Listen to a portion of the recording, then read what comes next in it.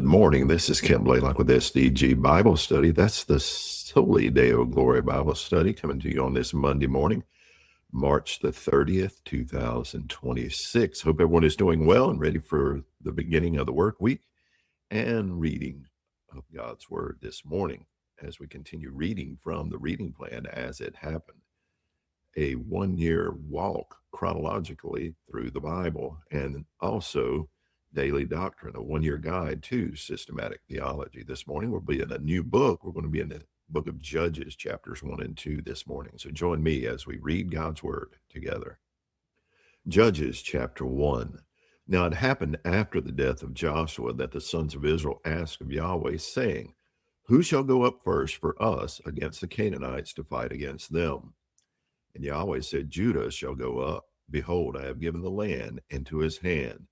Then Judah said to Simeon, his brother, Come up with me into the territory allotted me, that we might fight against the Canaanites, and I in turn will go with you into the territory allotted you. So Simeon went with him. So Judah went up, and Yahweh gave the Canaanites and the Perizzites into their hands, and they struck down 10,000 men at Bezek. Then they found Adoni-Bezek in Bezek and fought against him, and they struck down the Canaanites and the Perizzites. But Adoni-Bezek fled, and they pursued him and seized him and cut off his thumbs and big toes. And Adoni-Bezek said, 70 kings with their thumbs and their big toes cut off used to gather up scraps under my table. As I have done, so God has repaid me. So they brought him to Jerusalem, and he died there. Then the sons of Judah fought against Jerusalem and captured it and struck it with the edge of the sword and set the city on fire. And afterwards the sons of Judah went down to fight against the Canaanites living in the hill country and in the Negev and in the Shephelah. So Judah went against the Canaanites who lived in Hebron. Now the name of Hebron formerly was Kiriath Arba, and they struck down Sheshai and Ahiman and Talmai. Then from there he went against the inhabitants of Debir. Now the name of Debir formerly was Kiriath Sepher. And Caleb said, The one who strikes Kiriath Sepher and captures it, I will even give him my daughter Achsah as a wife. Then Othniel, the son of Kenaz, Caleb's younger brother, captured it. So he gave him his daughter Achsah as a wife.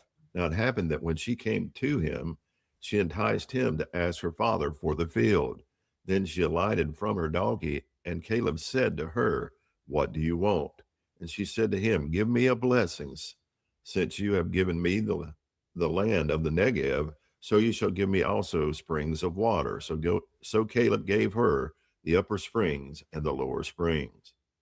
Now the sons of the Kenite, Moses' father-in-law, went up from the city of palms with the sons of Judah to the wilderness of Judah, which is in the south of Arad. And they went and lived with the people. Then Judah went with Simeon his brother, and they struck the Canaanites living in Zephath, and devoted it to destruction. So the name of the city was called Hormah. And Judah captured Gaza with its territory, and Ashkelon with its territory, and Ekron with its territory. Now Yahweh was with Judah, and they took possession of the hill country, but they could not dispossess the inhabitants of the valley because they had iron chariots. Then they gave Hebron to Caleb as Moses had promised, and he dispossessed from there the 3 sons of Anak. But the sons of Benjamin did not dispossess the Jebusites who lived in Jerusalem. So the Jebusites have lived with the sons of Benjamin in Jerusalem to this day. Likewise, the house of Joseph went up against Bethel, and Yahweh was with them. And the house of Joseph spied out Bethel. Now the name of the city was formerly Luz. Then the spies saw a man coming out of the city, and they said to him, Please show us the entrance to the city, and we will treat you with loving kindness. So he showed them the entrance to the city, and they struck the city with the edge of the sword, but they let the man and all his family go free. So the man went into the land of the Hittites and built a city and named it Luz, which is its name to this day. But Manasseh did not take possession of Bethshean and its towns, or the inhabitants of Dor and its towns, or the inhabitants of Ibleam and its towns, or the inhabitants of Megiddo and its towns. So the Canaanites persisted to live in that land. And it happened when Israel became strong that they put the Canaanites to forced labor, but they did not dispossess them completely. Also, Ephraim did not dispossess Canaanites who were living in Gezer, so the Canaanites lived in Gezer among them. Zebulun did not dispossess the inhabitants of Kitron or the inhabitants of Nahalal, so the Canaanites lived among them and became subject to forced labor. Asher did not dispossess the inhabitants of Akko or the inhabitants of Sidon or of Ahalab or Akzib or of Helbah or of Aphik or of Rehob. So the Asherites lived among the Canaanites, the inhabitants of the land, for they did not dispossess them.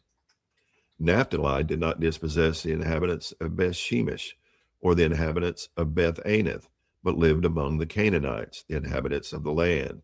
And the inhabitants of Beth Shemesh and Beth Anath became forced labor for them. Then the Amorites pressed the sons of Dan into the hill country, for they did not allow them to come down to the valley. And the Amorites persisted in living in Mount Heriz, in Aijalon, in Shaalbim, but the hand of the house of Joseph became heavy, and they became forced labor. Now the border of the Amorites ran from the ascent of Akrabim, from Selah and upward. Judges chapter 2. Then the angel of Yahweh came up from Gilgal to Bochim, and he said, I brought you up out of Egypt and led you into the land which I have sworn to your fathers. And I said, I will never break my covenant with you. And as for you, you shall cut no covenant with the inhabitants of this land. You shall tear down their altars, but you have not listened to my voice. What is this you have done? Therefore, I also said, I will not drive them out from before you, but they will become as thorns in your sides, and their gods will become as a snare to you. So it happened that when the angel of Yahweh spoke these words to all the sons of Israel, the people lifted up their voices and wept. So they named the place Bochim, and there they sacrificed to Yahweh. Then Joshua sent the people away, and the sons of Israel went each to his inheritance to possess the land.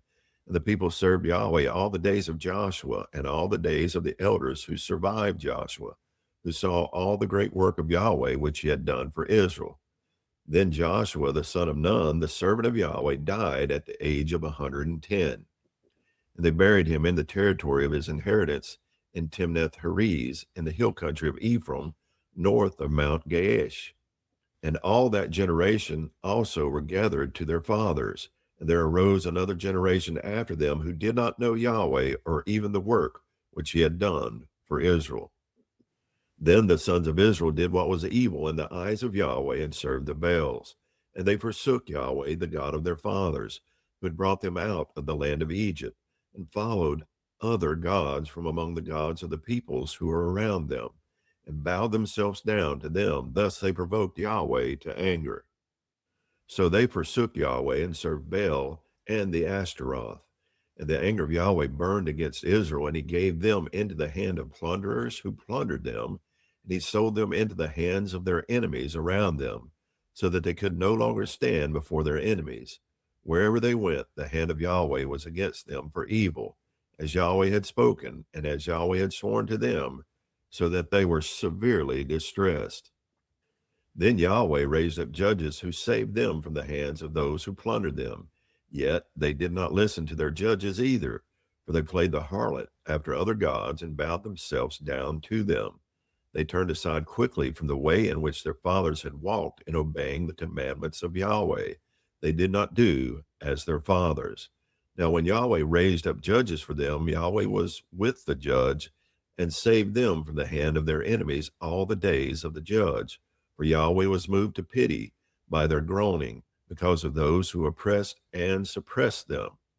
But it happened when the judge died that they would turn back and act more corruptly than their fathers in following other gods to serve them and bow down to them. They did not abandon their practices or their stubborn ways. So the anger of Yahweh burned against Israel, and he said, because this nation has trespassed against my covenant, which I commanded their fathers, and has not listened to my voice, I also will no longer dispossess before them any of the nations which Joshua left when he died, in order to test Israel by them, whether they will keep the way of Yahweh to walk in it as their fathers did or not. So Yahweh allowed those nations to rest, not dispossessing them quickly, and he did not give them in to the hand of Joshua. And that's going to conclude our reading from the biblical text this morning.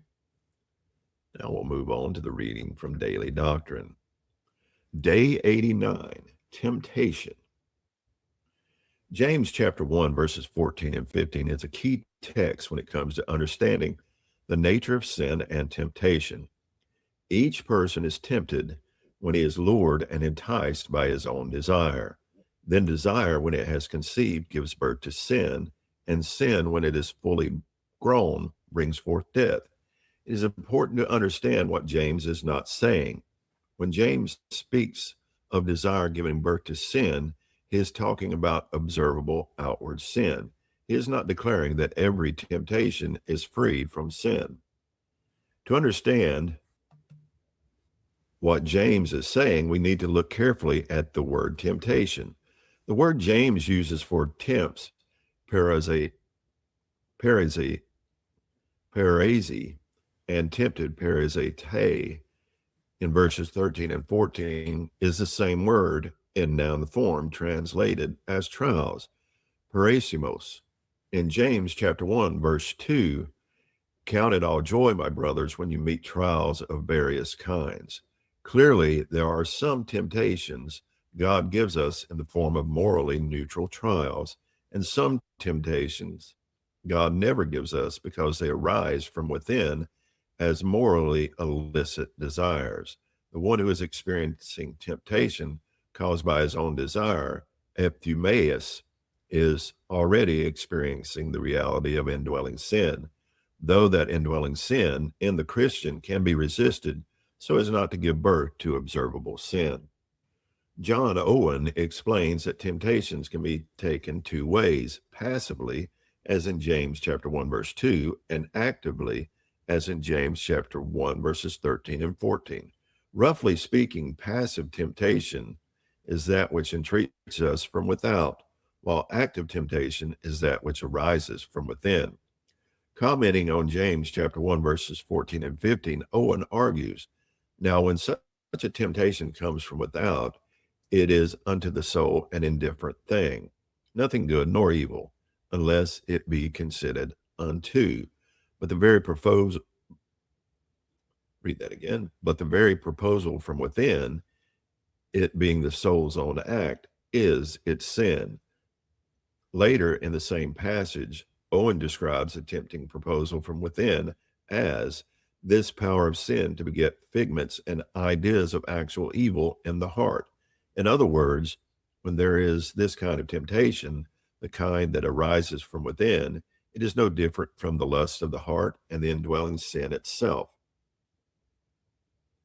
This distinction between passive and active temptation, or between temptation from within, without, or within, helps make sense of Christ's temptations. Christ suffered real temptation, Hebrews chapter 2, verse 18, and chapter 4, verse 15. But it was a temptation that befell him in the form of trials and devil's entreaties, not a temptation that was stirred up due to disordered desire. Christ had only the suffering part of temptation when he entered into it.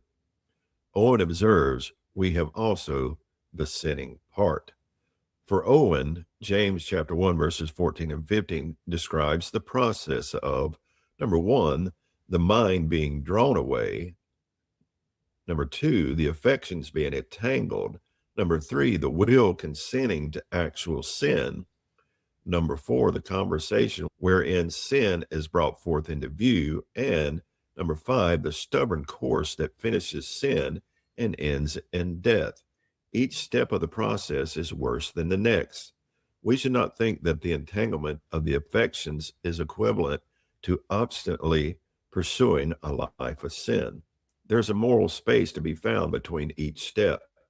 And yet this process is not one that moves from innocence to sin, but rather one that sees indwelling sin move from the mind to the affections to the will, and finally to the outward working of sin in the life and death of a person.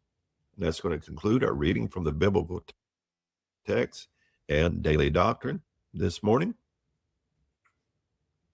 As we saw in the biblical text, the children of Israel in the promised land, Joshua has now died.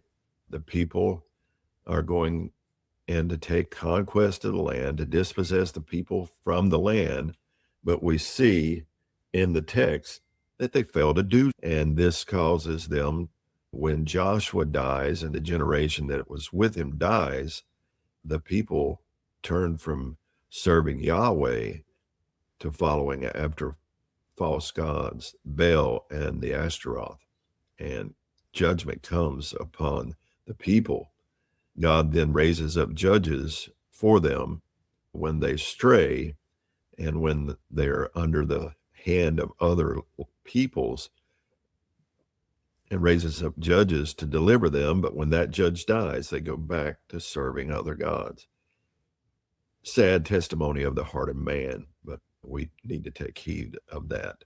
And also, we read in Daily Doctrine about temptation, those temptations that come from without, which are not sin in themselves, but could lead into the temptation coming from within, and our hearts being turned to that temptation, which becomes sin. And that affects the will, and then actions that lead to sin and to death. I hope you've enjoyed the reading of God's Word this morning and the reading from Daily Doctrine, that you take it to heart, that you apply it to your life, and give God glory. Soli Deo Gloria.